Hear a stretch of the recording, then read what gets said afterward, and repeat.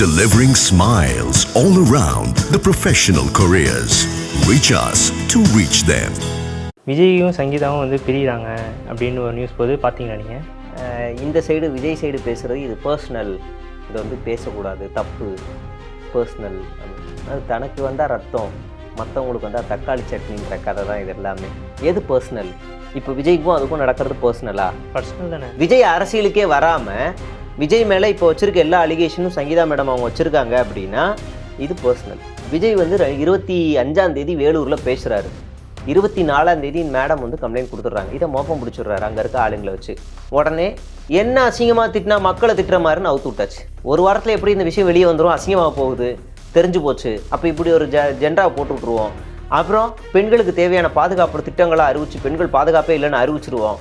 அப்படின்ட்டா நம்மளை வேணுங்கனே பண்ணுறாங்கன்னு திருப்பிடலான்னு ஒரு நாடகத்தை நடிச்சிட்டு போயிருக்காருன்னு நமக்கு பட்டவர்த்தனமாக தெரியுது. 24 இவங்க கம்ப்ளைண்ட் கொடுத்துருக்காங்க இந்தியாவுக்கு வந்து. எனக்கு அது கூட வேலை பிடிக்கலங்க, வீட்டுக்கு வரமாட்டாரு, அரசியலுக்கு போயிட்டாரு, அப்படியான கம்ப்ளைண்ட் இல்லை.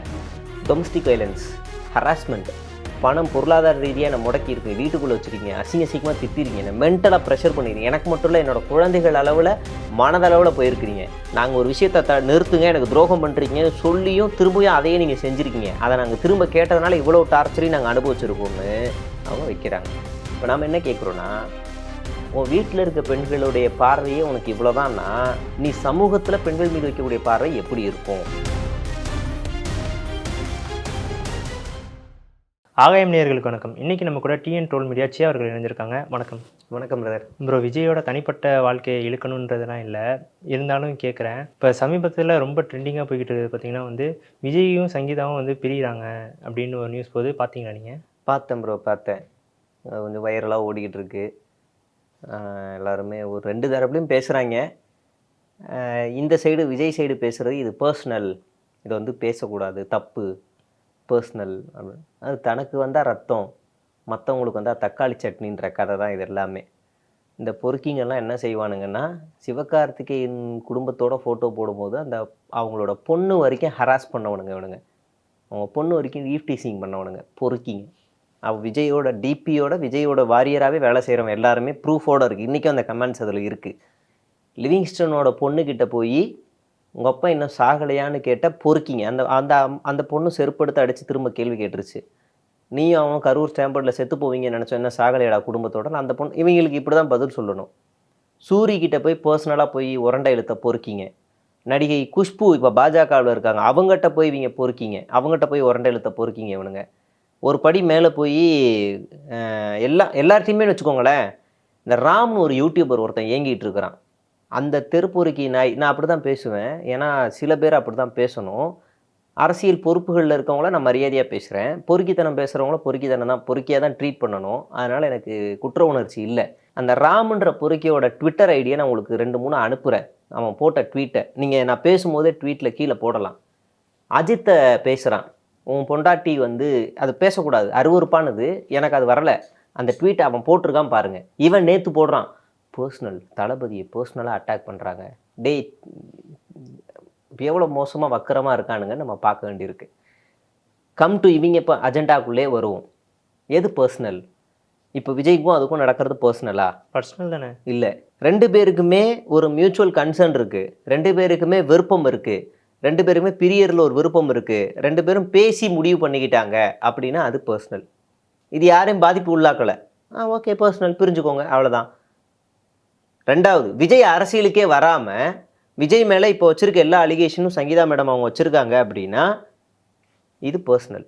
ஏன் விஜய் அரசியலுக்கு வராமல் இது வைக்கிறோம் அப்படின்னா, நீங்கள் மாதம்பட்டி மகேஷ், மோகன், ரவி மோகன் அவர்கள், இன்னும் 2-3 பேர் அவங்க மேலேயும் டிவோர்ஸ் கேசஸ்லாம் நிறைய வந்துருக்கு, நிறைய வந்துச்சு. அது வந்து பெரிய அளவில் அரசியல் அரங்கங்களில் பேசப்படலை. ஏன்னா அவர்கள் அரசியலுக்கு அப்பாற்பட்டவர்கள். அதனால் அது வந்து இங்கே பேசப்படலை, பெரிய அளவில் ஒரு தாக்கத்தை ஏற்படுத்தலை. அதை வந்து அவங்கள வந்து நம்ம பேச வேண்டிய அவசியமும் இல்லை. அதுக்கு சட்டம், நீதிமன்றம் அப்படியே அவங்க போயிடுவாங்க. அவங்களுக்கு நீதி கிடைக்கும்ன்ற நம்பிக்கையில் நம்ம அதை பேசாமலே விட்டுடுறோம். யார் பக்கம் நீதி இருக்குன்றதை அவங்க பேசிப்பாங்க, அது அவங்களுடைய தனிப்பட்ட வாழ்க்கை, அவங்க அரசியலுக்கு வரலன்னு விட்டுறோம். விஜய் வச்சு பேசுகிறோம் அப்படின்னா இது பர்சனல் தான், இல்லை இது பர்சனல் இல்லை, இது பொது வழியில் விமர்சிக்க வேண்டிய ஒரு விஷயம். ஏன் பொது வழியில் அப்படின்னா, விஜய் வந்து 25 வேலூரில் பேசுகிறாரு, 24ஆம் தேதி மேடம் வந்து கம்ப்ளைண்ட் கொடுத்துட்றாங்க. இதை மோப்பம் பிடிச்சிடுறாரு அங்கே இருக்க ஆளுங்களை வச்சு. உடனே என்ன அசிங்கமாக திட்டினா மக்களை திட்டுற மாதிரின்னு அவுத்து விட்டாச்சு. ஒரு வாரத்தில் எப்படி இந்த விஷயம் வெளியே வந்துடும், அசிங்கமாக போகுது, தெரிஞ்சு போச்சு. அப்போ இப்படி ஒரு ஜெண்டாவை போட்டு விட்ருவோம். அப்புறம் பெண்களுக்கு தேவையான பாதுகாப்பு திட்டங்களை அறிவிச்சு பெண்கள் பாதுகாப்பே இல்லைன்னு அறிவிச்சிருவோம். அப்படின்ட்டா நம்மளை வேணுங்கனே பண்ணுறாங்கன்னு திருப்பிடலான்னு ஒரு நாடகத்தை நடிச்சிட்டு போயிருக்காருன்னு நமக்கு பட்டவர்த்தனமாக தெரியுது. 24ஆம் தேதி இவங்க கம்ப்ளைண்ட் கொடுத்துருக்காங்க இந்தியாவுக்கு வந்து. சரிங்களா? அப்போது இதில் கவனிக்கப்பட வேண்டிய விஷயம் என்னென்னா, இவங்க வந்து நார்மலாலாம் வந்து கம்ப்ளைண்ட் வந்து கொடுக்கல. எனக்கு அவர் கூட வாழை பிடிக்கலைங்க, வீட்டுக்கு வரமாட்டாரு, அரசியலுக்கு போயிட்டாரு, அப்படியான கம்ப்ளைண்ட் இல்லை. டொமஸ்டிக் வயலன்ஸ், ஹராஸ்மெண்ட், பணம் பொருளாதார ரீதியாக என்னை முடக்கி இருக்குங்க, வீட்டுக்குள்ளே வச்சுருக்கீங்க, அசிங்கமாக திட்டிருக்கீங்க, என்னை மென்டலாக ப்ரெஷர் பண்ணிடுறீங்க, எனக்கு மட்டும் இல்லை என்னோடய குழந்தைகள் அளவில் மனதளவில் போயிருக்கிறீங்க, நாங்கள் ஒரு விஷயத்தை நிறுத்துங்க, எனக்கு துரோகம் பண்ணுறீங்க சொல்லியும் திரும்பியும் அதையே நீங்கள் செஞ்சுருக்கீங்க, அதை நாங்கள் திரும்ப கேட்டதுனால இவ்வளோ டார்ச்சரையும் நாங்கள் அனுபவிச்சிருக்கோம்னு அவங்க வைக்கிறாங்க.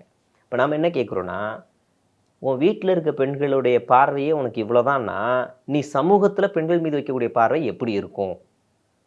உன் வீட்டில் இருக்க பெண்களுக்கே உன்னால் சுதந்திரம் கொடுக்க முடியலை, உன் வீட்டில் இருக்க பெண்களே பெண்களாக நடத்த முடியலை அப்படின்னா நீ பொதுவெளியில் வந்து நீ எப்படி அவங்கள வந்து மாற்றுவ? பொதுவெளியில் பெண்களுக்கு எப்படி பாதுகாப்பு கொடுப்ப? உன்னுடைய ஐடியாலஜி எப்படி இருக்கும்? நான் போன இன்டர்வியூவில் கேட்டதான் கேட்குறேன். ஒரு கிளாஸ் லீடராக வந்து ஒரு மிஸ் வந்து கேட்குறாங்க, ஹலோ ஸ்டூடெண்ட்ஸ், இந்த மாதம் நம்ம வந்து யாரை கிளாஸ் லீடராக நிப்பாட்டலாம் அப்படின்ன உடனே எல்லாரும் ஒருத்தனை கை காட்டுவாங்கல்ல, அவனை ஏன் கை காட்டுறாங்க? மேடம் அவன் வந்து டைமிங்க்கு வந்துடுவான், மேடம் அவன் வீடு கிட்ட இருக்குது சீக்கிரம் வந்துடுவான், மேடம் அவன் பென்சில் நல்லா சீவி ஷார்ப்பாக வச்சுருப்பான், மேடம் அவன் வந்து நீட்டாக ட்ரெஸ் போடுவான், நல்லா படிப்பான், இப்படி பல குவாலிஃபிகேஷன் சொல்லுவாங்கல்ல. சாதாரண 50-60 பேர் உட்கார்ற ஸ்கூல் கிளாஸ் ஸ்டூடெண்ட்டுக்கே அவ்வளவு நிபந்தனைகள் அவனுடைய பின்புலத்தை எல்லாம் பார்த்து தான் தேர்வு செய்கிறோம். தமிழ்நாட்டையே ஆட்சி செய்ய போகிறேன் அப்படின்னு ஒருத்தர் வராருன்னா அவர் சுய வாழ்க்கையில் எப்படி இருக்காருன்னு நம்ம பார்ப்போம்ல, எப்படி இருக்குன்னு பார்ப்போம்ல. வரி கட்ட மாட்ட, நீ சார்ந்திருக்க துறைக்கு குரல் கொடுக்க மாட்ட, மக்களுடைய பிரச்சனைக்கு வரமாட்ட, உன் வீட்லேயும் ஹராஸ் பண்ணிட்டு இப்போ இந்த மாதிரி பொறுக்கிதனம் பண்ணிக்கிட்டு இருக்கிற. இல்லை ஹராஸ் தான், உண்மை தானே, அப்படி தானே சொல்லியிருக்காங்க. இது மட்டும் இல்லை, மக்களை சந்திக்கவே இல்லை, என்னை சிஎம் ஆக்கிரு நான் வந்து சந்திக்கிறேன்னுவேன். இது எவ்வளோ பெரிய மோசமான தன்மை. அப்போ இவ்வளவு சுய வாழ்க்கையிலே சரியில்லாத ஒருத்தரை நாங்கள் ஏன் முதலமைச்சராக்கணும்? சுய வாழ்க்கையிலேயே ஒரு ஆள் சரியான மனிதராக, ஒரு நல்ல மனிதராக ஒரு வாழவே இல்லை. அப்படி இருக்கும்போது அவரை ஏன் நாங்கள் வந்து பேசணும்? நாங்கள் ஏன் அவரை முதலமைச்சராக தேர்வு செய்யணும்? அதான் எங்களோட கேள்வி. சங்கீதா வந்து சொல்லியிருக்காங்க, நான் வந்து ஒரு 5 வருஷமாக எங்களுக்கு வந்து இந்த மிஸ்கம்யூனிகேஷன் இருக்குது, அது வந்து இப்போ இத்தனை வருஷமாக எடுக்காமல் இப்போ எடுத்து இது பண்ணுறாங்களே, இதுக்கு ஏதாவது பின்னணி இருக்குன்னு நினைக்கிறீங்களா? ரொம்ப சிம்பிளான கேள்வி. ஒரு பெண் பாதிக்கப்படுறாங்க அப்படின்னா சைக்காலஜிக்கலாகவே கேள்வி. நீங்கள் எத்தனை சைக்காட்டிஸ்ட்டை போய் கேட்டாலும் சரி, நான் ப்ரூஃபோடவே காட்டுறேன், உடனே வெளில வந்து சொல்ல மாட்டாங்க. ஏதோ ஒரு தெரியாத ஸ்ட்ரேஞ்சர் யாரோ ஒருத்தர் அவங்களால பாதிக்கப்படுறாங்கன்னா அது உடனே வெளியில் வந்துடும். யாருனே தெரியல, உடனே அவங்க மேலே கம்ப்ளைண்ட் கொடுக்கணும், என்னை டீச் பண்ணிட்டான் அப்படின்னு அவங்க வந்து அவங்களுக்கு வந்து ஒரு துணை இருந்துச்சுன்னா, சப்போர்ட் இருந்துச்சுன்னா உடனே பண்ணுருவாங்க. அதுவும் ரேர் தான். வீட்டுக்குள்ளேயே கணவனாலேயோ, அண்ணனாலேயோ, தம்பினாலேயோ, அப்பானாலேயோ, பெரியப்பானாலேயோ, இல்லை பாஸோ, முதலாளியோ, ஃப்ரெண்ட்ஸோ, யார் மூலியமா ஒரு பெண் ஃபிசிக்கலாக அப்யூஸ் செய்யப்படுறா, ஹராஸ்மெண்ட் செய்யப்படுறா அப்படின்னா அந்த பொண்ணு வெளியில் வந்து சொல்லாது, தனக்குள்ளேயே வச்சுக்கும். சூழல்னு ஒரு படம் பார்த்தீங்கல்ல, அதனோட கதை என்ன? சின்ன வயசில் அந்த பொண்ணு பாதிக்கப்பட்டிருக்கும், ஏன் அப்போவே சொல்ல வேண்டியதானே?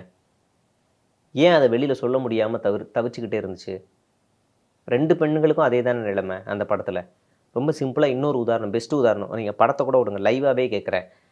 திரையுலகத்தில் மீட்டும் ஒரு ஹேஷ்டாக் ட்ரெண்ட் ஆச்சுல, ஒரு பொண்ணு தானே கம்ப்ளைண்ட் வந்து வெளியே வந்து சொல்லிச்சு, ஒருத்தரை எதிர்த்து பேசுது. அந்த ட்ரெண்டான உடனே 30 வருஷத்துக்கு முன்னாடி ஒரு டைரக்டர், பிரபலமான டைரக்டர் என்னை மாடிக்க கூப்பிட்டு என்னை தப்பாக நடந்துக்கிட்டாரு அப்படின்னு இப்போ ஏன் சொல்லணும்? அன்றைக்கே சொல்ல வேண்டியதானே? அந்த மீட்டு ஹேஷ்டேக்கில் எத்தனை ஹீரோயின்கள், எத்தனை நடிகர்களை, அதுவும் நல்லா கவனிங்க, பேரே சொல்லலை, யாரும் பேரே சொல்லலை, இன்டைரக்டாக ஒரு நடிகர், ஒரு இது, ஈவன் பூஜா ஹெக்டே அவங்க வந்து எனக்கு ஒரு பேன் இண்டியா ஸ்டார் ஒருத்தர் வண்டியில் ஏறிட்டாரு சொன்னாங்கல்ல, ஏன் நேம் சொல்ல முடியலை? அது அன்றைக்கி நடந்தப்பே அவங்களும் சொல்லலாம்ல, தளபதி கூட நடித்தவங்க தானே, சொல்ல வேண்டியதானே தைரியமாக, தளபதி இருக்காருன்னு சொல்ல வேண்டியதானே? ஏன்னா அவர் ஒரு ஆதிக்கத்தில் இருக்கார், படம் நடிக்கிறார், கொலீக்ஸ், ஒரு வகையில் கொலீக், அந்த படத்துக்கு அவர் கொலீக், அப்போ சொல்ல முடியாது. அதுக்கு ஒரு கால அவகாசம் வேணும், அவங்க வந்து அதுலேருந்து நார்மல் ஆகணும், அவங்களுக்கு ஒரு துணை வேணும், அவங்களுக்கு ஒரு சப்போர்ட் வேணும், ஒரு தைரியம் வேணும், அதை தாண்டி ஒரு கம்ஃபர்ட் ஜோன் வேணும் வெளியில் வந்து சொல்லணும்னா. இதெல்லாம் வரும்போது தான் பிச் பண்ணுவாங்க. அப்போ அவங்க பிச் பண்ணுறாங்க. இன்னொன்று ரொம்ப சிம்பிளாக கேட்குறேன், இந்த கேள்வி கேட்போம். டேய், விஜய் அரசியலில் இருக்கார், கோடிக்கணக்கான பேர் பின்தொடர்றாங்க, தமிழ்நாடு திமுகவே மிரளுது விஜயை பார்த்து, மோடியே அரள்றாரு, மிரண்ட ஸ்டாலின் அரண்ட மோடின்னா போடுறீங்க எல்லாம் ரைட்டு, சங்கீதாக்கா பயப்படவே இல்லையே, சங்கீதாக்கா பயப்படவே இல்லையே, வந்து போட்டாங்களா, ஐயோ விஜயண்ணா அம்மா அவங்கள அடிக்க முடியாது, ஏன் அப்பெல்லாம் பயப்படவே இல்லையே, உடனே திமுக காசு கொடுத்துச்சுங்கிறாங்க. டேய் சங்கீதா, நான் ஓப்பனாக சொல்கிறேன், விஜய்கிட்ட எந்த பின்புலமும் இல்லாதப்ப அவசர அவசரமாக கல்யாணம் பண்ணி வச்சார் எஸ்ஏசி, ஒரு நல்ல வரன் வருதுன்னு. சங்கீதா அவங்க யூகேயில் வெல் செட்டில்டு ஃபேமிலி, இப்போ விஜய்கிட்ட இருக்க காசை விட அவங்ககிட்ட பல மடங்கு அதிகமாக இருக்குது. வெல் செட்டில்டு ஃபேமிலி, பல பிஸ்னஸ் பல பங்குகள் வச்சு நடத்திக்கிட்டு இருக்காங்க. இவங்க திமுகட்டேருந்து காசு வாங்கணுமா? திமுக தான் அவங்க காசு கொடுக்கணும். அவ்வளோ வெல் செட்டில்டு ஃபேமிலி.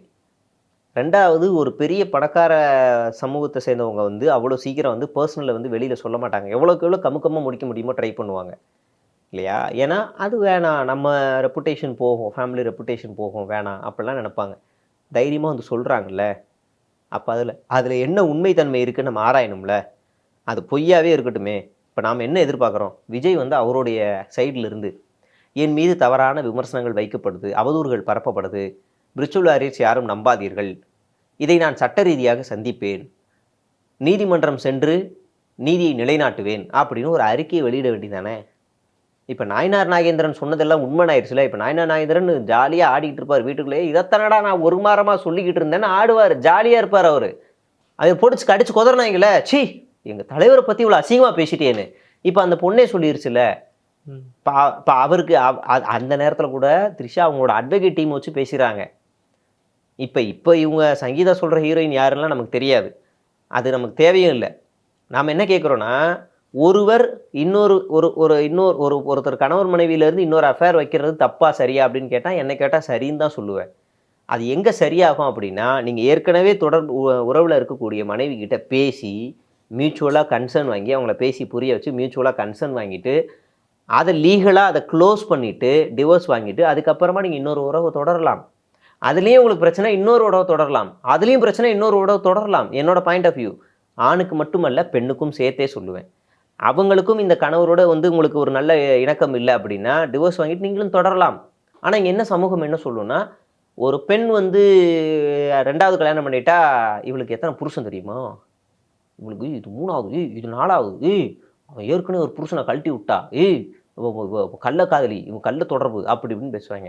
இதே ஆண் 2வது கல்யாணம் பண்ணிட்டா, அப்பா மச்சக்காரன்டா, மைனர்ரா, அவனுக்கு பெரிய மச்சம் இருக்குடா அப்படின்னு வானுங்க. இதுதான் இந்த சமூகம். நம்ம விஜய் நான் சொல்லி கொடுத்தது தான் ஒரு வகையில். ஒரு செடியில் ஒரு தடவை தான் பூ பூக்கும், காதலுங்கிறது அப்படி தான், அதெல்லாம் பூக்குண்டான்னு ஒரு அக்கா அடிப்பாங்க பாரு, சொர்ணாக்கா, அந்த மாதிரி தான் இது. அப்படிலாம் இல்லை சார் விஜய் சார், ஒரு செடியில் எத்தனை பூ வேணாலும் பூக்கலாம், தப்பு கிடையாது, அப்படிலாம் கிடையாது, தப்பு கிடையாது. நீங்கள் என்ன வாழைப்பூவை சொல்கிறீங்களா? வாழைப்பூ இல்லை சார், நாங்கள் ரோஜா பூவை சொல்கிறோம் காதலுக்கு. ஒரு செடியில் எத்தனை பூ வேணாலும் பூக்கும், அப்படி இல்லை சார் அப்படின்னு அவருக்கு புரிய வைக்கணும். கமல் சார் கூட இன்னொரு உதாரணம் சொல்லுவார், தாவணி போனால் செல்வார் உள்ளதாடான்னு சொல்லுவார். நாம் என்ன சொல்லலாம், கரெக்டு. அதே வரி அடுத்த வரி என்ன வரணும், வெள்ளை வேட்டி சட்டை போச்சுன்னா ஜீன்ஸு பேண்ட் இருக்குடான்னு இன்னொரு லைன் வரணும்ல. பெண்ணுக்கும் அது சமமாக புரியணும்ல, வரணும்ல. திரிசா இல்லைன்னா திவ்யா, திவ்யா இல்லைன்னா உன்னை கொல்ல வேண்டியதானே. ஆண்களுக்கு மட்டும்தானே உதாரணம் இருக்குது, பெண்களுக்கும் வைக்கணும்ல. அதுதான் சமம்னு சொல்கிறோம். அதனால் அந்த 2வது உறவுங்கிறது தப்பு கிடையாதுங்க, அது சரிதான். ஆனால் அது எந்த அடிப்படையில் சரிங்கிறத நம்ம பார்க்கணும். இங்கே மியூச்சுவலாக நீங்கள் பிரிஞ்சு அவங்களுக்கு மனதளவில் எந்த பாதிப்பும் இல்லாமல் அவங்கள பேசி புரிய வச்சுட்டு நீ அடுத்த ரிலேஷன்ஷிப்புக்கு நகர்ற வரைக்கும் அது வந்து ஏற்றுக்கொள்ள வேண்டியது தான். சரி ப்ரோ, இது விஜய் எப்படி வந்து டேக்கிள் பண்ணுவார்னு நினைக்கிறீங்க? அவர் எங்கங்க இதுக்கு முன்னாடி என்னங்க அழகாக டேக்கிள் பண்ணாருன்னு நீங்கள் பேசுகிறீங்க? இதுக்கு முன்னாடி எந்த விஷயத்தை அவர் டேக்கிள் பண்ணார்? இல்லை, எதுனாலும் கோர்ட்டுக்கு போகிறது, நான் கேஸ் போட்டு பார்த்துக்கிறேன் அப்படின்ட்டு. வரி கட்டணும், வரியை கட்டலை, டேக்கிள் பண்ண தெரியலை. கரூர் சம்பவம், மன்னிப்பு கேட்கணும், எதுவும் செய்யலை, டேக்கிள் பண்ண தெரியலை. கட்சியை தூக்கி போய் வடமான்னு வச்சுட்டாங்க. ஜனநாயகன் படம், தான் சொந்த படத்துக்கே எப்படி டேக்கிள் பண்ணணும்னு தெரியலை. வேறு என்ன உதாரணம் சொல்லணும்? போன வாட்டி நாயனார் நாகேந்திரன் நேரடியாக தாக்குனார், பதில் பேச தெரில, டேக்கிள் பண்ண தெரியலை, எதுவுமே தெரியலை. இதுக்கு முன்னாடி எந்த படம் ரிலீஸ் ஆனாலும் எதுக்குமே பிரச்சனை வந்தாலும் டேக்கிள் பண்ண தெரியலை. போய் குளிரில் போய் கையை கட்டி நின்று மட்டும்தான் தெரியும், அவ்வளோதான். இதுக்கு மட்டும் டேக்கிள் பண்ண தெரியுமா என்ன? தெரியாது, டேக்கிள் பண்ணவே தெரியாது. இருந்தாலும் விஜய்க்கு அடுக்கடுக்கா ஒரு பிரச்சனை வந்துக்கிட்டே இருக்குல்ல. இல்லைங்க, அப்படிலாம் அது சத்தியமாக அது பெரிய நரேட்டிவ். அப்படிலாம் யாருக்குமே எந்த ப்ரெஷருமே வரல. நியாயமாக என்னை கேட்டால் திமுகவுக்கு தான் பல ப்ரெஷர்கள் வருதுன்னு நான் சொல்லுவேன். அதாவது பொறுப்பில் இருக்கிறாங்க. இப்போ திமுக ஆட்சி நடத்திக்கிட்டு இருக்கிற தமிழ்நாடுன்ற ஒரு பெரிய மாநிலத்தை சுமந்துக்கிட்டு போய்கிட்டு இருக்கிறாங்க இல்லையா? அவங்க இந்த மாநிலத்தை சுமந்துக்கிட்டு போகணும்னா தினம் பெரும் பிரச்சனை இருக்குது. தினம் பெரும் பிரச்சனை இருக்குது. இந்த ஆள் மாதிரி வீட்டுக்குள்ளே தூங்கிக்கிட்டு இல்லை, பெரும் பிரச்சனை இருக்குது. நிதி வாங்கணும், எங்கே பிரச்சனை போராட்டம் நடக்குது, எங்கே வந்து சட்ட ஒழுங்கு சீர்கேடாகுது, அங்கே உடனே சரி பண்ணணும். அப்போ அந்த நேரத்தில் வந்து உங்களுக்கு இங்கே ஏதாவது ஒரு போராட்டம் நடக்கும், அவங்களுடைய கோரிக்கைகளை கேட்கணும். அதுக்குள்ளே அரசு அலுவலகங்களில் ஏதாவது ஒன்று ஓடும், ஈவெண்ட் இருக்கும், அப்படியே ஓடிக்கிட்டே இருக்கும். இதுக்கு நடுவில் நீங்கள் இந்த ஸ்டேட்டை ரன் பண்ணணுன்னா கடன் வாங்கினா கடன் வந்து எப்படி டேக்கிள் பண்ணணும், நிதி வாங்கணும், அதுக்கேற்ற மாதிரி இங்கே பொருளாதாரத்தை பெருக்கணும். இவ்வளவு அழுத்தம் இருக்குது. இதுக்கு நடுவில் பல கூட்டணி கட்சிகளை சமாதானப்படுத்தணும். காங்கிரஸ் பேச்சுவார்த்தை நடக்குது, அதெல்லாம் நடக்கணும். இதுதான் அழுத்தம். எனக்கு தெரிஞ்சு இதுதான் அரசியல் அழுத்தம். இதை தாண்டி எடப்பாடி பழனிசாமிக்கு ஒரு அழுத்தம் இருக்கானா? ஆமாம் இருக்குது. அவர் மேலே பாஜக ஏறி உட்காந்துக்கிட்டு, ஏய் உனக்கு அந்த அண்ணாமலை பக்கத்தில் போய் நில்லு அப்படின்னு உங்களுக்கு பிடிக்காத ஒருத்தர் உங்கள் பக்கத்தில் உட்கார வச்சு அவரை பார்த்து சிரின்னா நீங்கள் சிரிப்பீங்களா? உங்களோட பரம எதிரி, உங்கள் ஈகோவெல்லாம் டச் பண்ணி உங்கள் சுயமரியாதையே திட்டி வச்சிருக்காரு ஒரு ஆள். பக்கத்தில் நிற்க வச்சுட்டு அவரை பார்த்து ஹிஹின்னா சிரிப்பீங்களா? எடப்பாடி பழனிசாமி சிரிக்க வைக்கிறாங்க, அண்ணாமலை பக்கத்தில் உட்கார வச்சுக்கிட்டு. சிரிப்பா, அண்ணாமலை தற்குறின்னு திட்டினாரு, சிரிக்க வைக்கிறாங்க. அப்புறம் டிடிவி தினகரனை பார்த்து சிரிக்க வைக்கிறாங்க, நாயனார் நாகேந்திரனை பார்த்து சிரிக்க வைக்கிறாங்க, அன்புமணியை பார்த்து சிரிக்க வைக்கிறாங்க. இவங்க எல்லாரும் நேரடி எதிர்ப்பாக சிரிக்க வைக்கிறாங்க. வேறு வழி இல்லாமல் இவரும் ஹின்றாரு. அது அழுத்தம். இன்னைக்கு மோடி வராரு, பெரியார் ஃபோட்டோ வச்சாங்க, பெரியார் ஃபோட்டோ தூக்கி எறிஞ்சிட்டாங்க. இது அழுத்தம். பெரியார் ஃபோட்டோவை தமிழ்நாட்டில் தூக்கி எறிகிற அளவுக்கு பாஜகவுக்கு திமிரு இருக்குன்னா அதுக்கு துணை போகிற எல்லா கட்சியும் தூக்கி எறியணும் நம்ம. இது அழுத்தம். சீமானுக்கு அழுத்தம் இருக்கா? இருக்குது.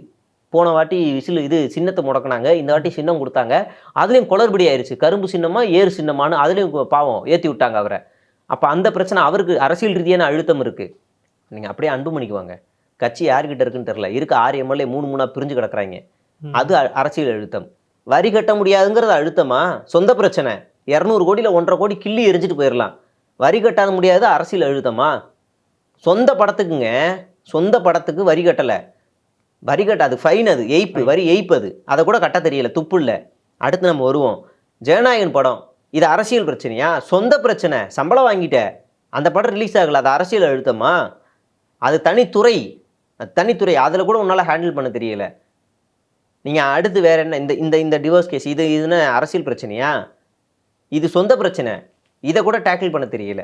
அப்போ இவருக்கு மட்டும்தான் வருதானா? கிடையாது, எல்லாருக்குமே இருக்குது. அவங்க வெளியில் சொல்லலை, இவர் மட்டும்தான் எனக்கு காலில் முள்ளு குத்திச்சு நெகம் வெட்டும் போது தோளோடு சேர்த்து வெட்டிக்கிட்ட திமுக தான் காரணம். திமுக இந்த அளவுக்கு கத்துற ஆளை வச்சுக்கிட்டு நம்ம என்னத்தை செய்ய முடியும் சொல்லுங்கள்? அப்போ ஒன்றுமே இல்லை இவர். சரி ப்ரோ, உங்கள் நேரத்துக்கும் கருத்துக்கும் ரொம்ப நன்றி. நன்றி. Delivering smiles all around the professional careers. Reach us to reach them.